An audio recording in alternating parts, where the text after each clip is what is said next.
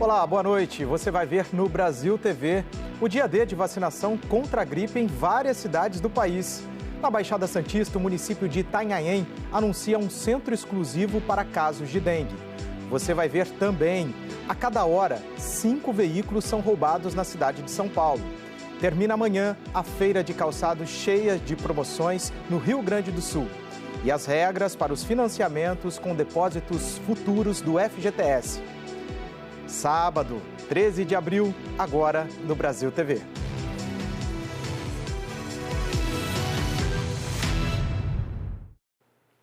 Hoje foi dia D de vacinação contra a gripe em várias cidades do país. Às 9 da manhã, em um sábado de chuva, já tinha fila de espera nos postos de Porto Alegre. Seu Genésio foi um dos primeiros a chegar. Temos que acreditar na medicina, né? E aproveitar essa oportunidade, que a gente está vendo que a doença está vindo e existe a solução para a gente tentar evitar, né? A vacina distribuída em todo o país é a trivalente, que protege contra 3 tipos de vírus da influenza. Essa vacina, é importante que a população saiba que ela evita de ter a forma grave. Ter a síndrome respiratória aguda grave, que é o que causa a internação. No Rio Grande do Sul, 18 pessoas morreram de gripe esse ano, contra 10 no mesmo período do ano passado. O estado lidera o ranking dos mais avançados na aplicação da vacina. Imunizou 20,77% do público-alvo. O segundo estado que mais vacinou até agora é o Ceará, seguido pela Paraíba, segundo o painel do Ministério da Saúde atualizado com dados até ontem. A campanha de vacinação contra a gripe para os grupos prioritários tem uma população-alvo de quase 76 milhões de brasileiros. Mais de 9 milhões de doses já foram aplicadas. A cobertura vacinal é de 14,34% do grupo, que inclui gestantes, puérperas, as mulheres que deram à luz nos últimos 45 dias, crianças, idosos e povos indígenas. O dia D da vacinação em Campo Grande incluiu uma aldeia urbana com 600 indígenas. É importante ter essa prevenção, né? A gente sabe que estamos chegando nos meses aí, né, do que vai mudar, do outono, do frio também, então é importante ter essa prevenção, essa capacitação dentro da aldeia Marçal de Souza. A cidade de Itanhaém, na Baixada Santista, vai abrir um centro exclusivo para pacientes com sintomas de dengue. A UPA municipal está sempre cheia. Recebemos imagens de um paciente que mostram a UPA lotada. Havia pessoas esperando em pé em diferentes setores. A cunhada do seu Osni aguardou 3 horas para passar pelo médico. A suspeita é de dengue. O negócio não está fácil, não. Não é por falta de vontade dos funcionários, mas é que o acúmulo, né? Muita gente, né? É complicado. Essa é a única unidade de pronto atendimento que fica em Itanhaém. Desde o começo do ano, de acordo com a Secretaria de Saúde do município, foram confirmados quase 400 casos de dengue. Mas esse número pode aumentar bastante, porque muitas notificações estão em análise. Casos notificados e confirmados, a gente tem uma taxa de positividade da ordem de 50%. Ou seja, desses casos, mais de 1.000 casos em investigação, acreditamos que pelo menos metade, 500 ou mais casos estejam confirmados. Mas os quase 400 que nós já temos confirmados, a gente está falando uma ordem de quase 1.000 pessoas, né? Então, realmente é uma epidemia, né? A gente é um município de 112 mil habitantes, então a gente já está com uma taxa quase 400 casos por 100 mil habitantes. Há uma semana, o município decretou estado de emergência por causa da dengue. Isso aconteceu depois da primeira morte pela doença na cidade. Para desafogar o atendimento na UPA, a secretária de Saúde disse que a partir de segunda, os moradores vão contar com um centro de atendimento exclusivo para as pessoas com sintomas da dengue. Porque esse paciente de dengue não é aquele paciente que a gente faz um pronto atendimento, ele vai. A gente faz o exame laboratorial para avaliar a plaqueta, então é aquele paciente que vai, volta. Isso também colabora para a sobrecarga do estabelecimento de saúde. Um levantamento mostra que a cada hora, 5 veículos são furtados ou roubados na cidade de São Paulo. Alameda Jaú, 4h25 da tarde de uma terça-feira. Esse rapaz que segura o guarda-chuva vermelho parece caminhar tranquilamente pela calçada. Só parece.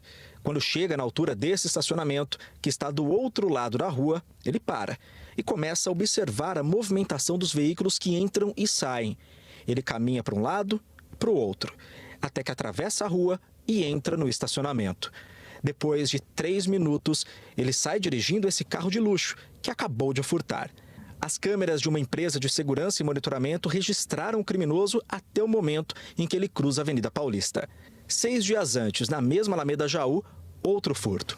O criminoso é esse homem de camisa branca, que também parece apenas caminhar. Ele para ao lado do sedã preto e usa alguma coisa para abrir a porta do motorista. Em 20 segundos, consegue entrar no carro. Ele ainda fica cerca de 1 minuto dentro do veículo até que consegue ligá-lo. E então foge. Esse outro registro é da semana passada, na rua Rabelo da Cruz, na região do Tucuruvi, na Zona Norte. Em 15 segundos, o ladrão de moletom vermelho consegue abrir a porta do passageiro do carro branco. Ele assume a direção e solta o freio de mão para não chamar atenção com o barulho do veículo ligando. Ele faz a manobra, abre a porta e dá um impulso com a perna. E no embalo da ladeira, liga o carro e vai embora. Não tá difícil, então, deixar o carro aqui estacionado do lado de fora? Nem pensar. A gente vive com medo. A gente chega pra gente guardar o carro, a gente olha antes, entra, arruma o carro lá dentro. Dados da Secretaria da Segurança Pública mostram que os roubos e furtos de veículos na capital caíram 10% na comparação entre o primeiro bimestre de 2023 e deste ano. Mas mesmo com a queda, os números ainda preocupam. Nos primeiros 2 meses de 2024, a maior cidade do país registrou uma média de 127 veículos furtados ou roubados a cada dia. Segundo as investigações, a maioria dos veículos furtados tem o mesmo destino: desmanches. Esse foi localizado pela Polícia Militar em Santo André, no ABC. A quantidade de peças impressiona. Um homem foi preso. De acordo com a polícia, os criminosos também mandam os carros para outros estados. Basicamente, nós temos monitorado que vai para o estado de Goiás ou Bahia. A Secretaria de Segurança afirmou que este ano prendeu 380 suspeitos de furtos de veículos no estado. A decadência de uma avenida histórica de Brasília prejudica moradores e comerciantes. E um dos principais problemas é a degradação das marquises. Tem que ter coragem para andar debaixo de certas marquises na W3 Sul. Infiltração, mofo, buracos, estruturas aparentes. Como os prédios são geminados, colados um no outro, as juntas entre as marquises são um perigo. Em cima das marquises, de tanto acumular água, tem até mato. Mas e aí? É para ter medo mesmo? As estruturas podem cair nos pedestres? É muito difícil da gente avaliar aqui fazendo uma vistoria bem básica na parte inferior. Normalmente, para você ter um maior critério, a gente faz uma vistoria na parte superior da laje e avalia as condições atuais de segurança da mesma. O professor de engenharia civil e mestre em estruturas diz que a manutenção deve ser periódica e os responsáveis têm que cuidar da sua parte e se unir para cuidar da parte em que o imóvel se junta ao do vizinho. A gente consegue observar que existe uma degradação generalizada por falta de manutenção. Eu acho um perigo, né? Porque está muito molhado, ó. Ah, se esse fosse o único problema da W3 Sul. Os comerciantes reclamam. Com movimento baixo e aluguel alto, muitos já foram embora. Várias lojas fecharam e outras estão para alugar ou vender. A W3 hoje está um fracasso. E pensar que a W3 Sul já foi a principal avenida da capital. Época em que os shoppings não existiam para disputar clientes. De tão importante, a via recebia de desfile de escolas em datas comemorativas a chegada do circo, com passeio até de elefante. Era muito movimento, muitas paqueras também, né? Era muito bom a W3. A FEComércio diz que o fechamento de lojas piorou com a pandemia e que acompanha o projeto de revitalização do GDF. Uma das sugestões é ampliar a autorização para mais atividades comerciais, como aconteceu com o setor comercial sul, para atrair novas empresas. Mas muita coisa depende do plano de regras para a área tombada, o PPCUB, que está sendo analisado pelos deputados distritais. Nos últimos anos, o governo ampliou estacionamentos, arrumou calçadas e becos, mas ainda há muito o que fazer, inclusive por parte dos donos dos imóveis. A gente vai para o intervalo, é rapidinho e na volta você vai ver as normas para o financiamento liberado pela Caixa Econômica Federal com o uso do FGTS Futuro.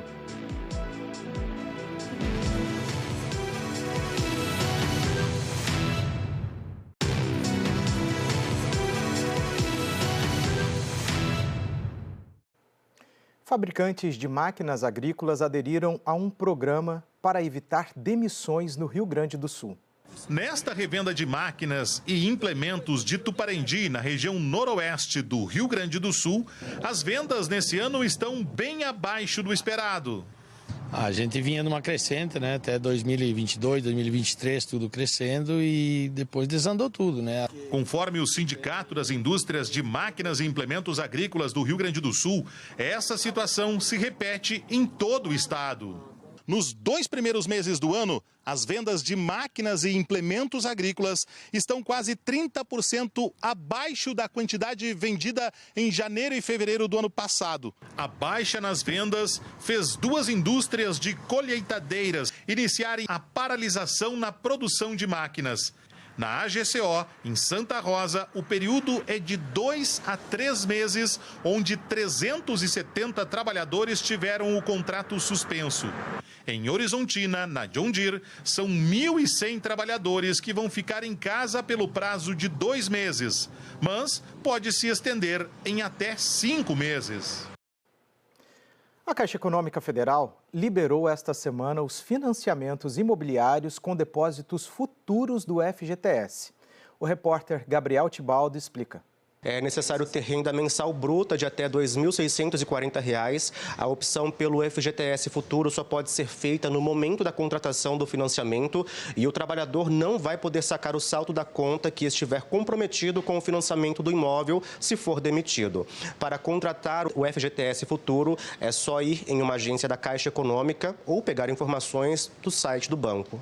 Segundo a Caixa, se o trabalhador fizer a opção do FGTS Futuro, os valores serão bloqueados na conta vinculada até a quitação total do saldo que ele deve. A expectativa do governo é que cerca de 43 mil famílias com renda de até 2 salários mínimos sejam beneficiadas pelo programa em todo o país. O trabalhador que é demitido, ele normalmente ressaca os seus 40% da multa e esse valor é dele, não pode ser utilizado para o financiamento.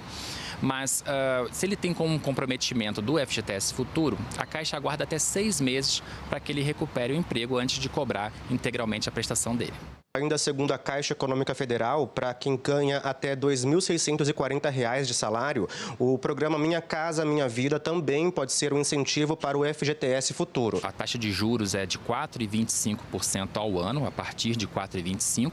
E, além disso, o Minha Casa Minha Vida, através do FGTS, dá um subsídio, ajuda a reduzir o valor da entrada nessa faixa de R$ 2.000 de aproximadamente R$ 43.000. Então, além do FGTS que ele pode utilizar, o governo federal, Minha Casa Minha Vida, disponibiliza R$ 43.000 de desconto para ele poder acessar um financiamento e comprar uma casa tanto nova como usada. Amanhã é o último dia da Feira de Calçados de Novo Hamburgo, no Rio Grande do Sul. A Feira de Sapatos reúne mais de 200 expositores em um centro de eventos de Novo Hamburgo, na região metropolitana de Porto Alegre. Vim só para olhar. E já está levando? E já estou levando. É o momento de cativar esse cliente que está passando, que está conhecendo a feira, né? E principalmente para quem está aproveitando as oportunidades, né? Porque aqui tem preços muito bons, realmente, ofertas, né? Aqui o consumidor também encontra lançamentos da coleção Outono e Inverno que enchem os lojistas de expectativa. Então a gente confia e aposta nesse cenário agora para o Outono e Inverno para realmente estar melhorando esse cenário para nós. Um cenário até então complicado, segundo os dados da Associação Brasileira das Indústrias de Calçados. No primeiro trimestre deste ano, as importações de calçados no Brasil subiram 4%, se comparado ao mesmo período de 2023.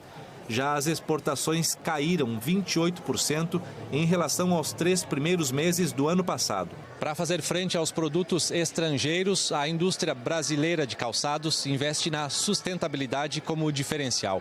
A reutilização de materiais é tendência e muitas ideias inovadoras são apresentadas aqui na feira.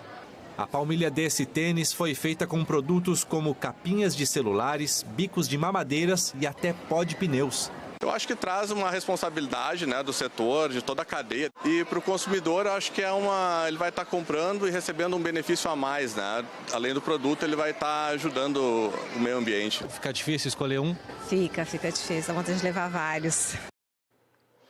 O tradicional chá cultivado pela comunidade japonesa no Vale do Ribeira, em São Paulo, vai ser vendido em embalagens especiais nas unidades do SESC. A renda, cultura e história da família Shimada estão no campo, na plantação de chá orgânico. O sítio tem 4.800 pés de chá, que os herdeiros, como Terezinha, viram crescer. Nossa colheita é artesanal, colheita manual, a fábrica também é bem artesanal e orgânico, né? Essa parte orgânico valoriza bastante o nosso produto. Aos 73 anos, seu Yamamaru é outro produtor de chá de registro. O investimento na cultura do chá é um sonho antigo, que veio dos pais e precisou de persistência. Eu me criei, plantei muito chá, né? E ainda estou nessa luta, porque eu sou o filho mais velho da família. O japonês tinha costume de o filho mais velho ficar na roça, né? E a gente está até hoje. De 1970 a início dos anos 90, a Registro foi bastante conhecida pelas grandes áreas de plantação de chá. Chegou a ter mais de 40 fábricas de chá na época. Mas as situações econômicas nacionais e internacionais acabaram provocando o fechamento das fábricas e, com isso, diminuindo a produção do chá. Foram tempos difíceis que hoje ficaram para trás. Os produtores têm retomado a produção com várias iniciativas. Uma delas é a parceria com o SESC Registro. Pelo cuidado que essas famílias têm em resgatar essa questão, né, dessa cultura, da tradição do chá e de todo o cuidado nesses processos, aí o SESC falou, opa, temos aí um potencial para trabalhar em conjunto e criar um produto novo maravilhoso. Esta linha de chá ganhou embalagens personalizadas com caixinhas maiores. Foram 6 meses desde a criação até a etapa final. O projeto pretende levar o sabor do chá do Vale do Ribeira para outras partes do estado.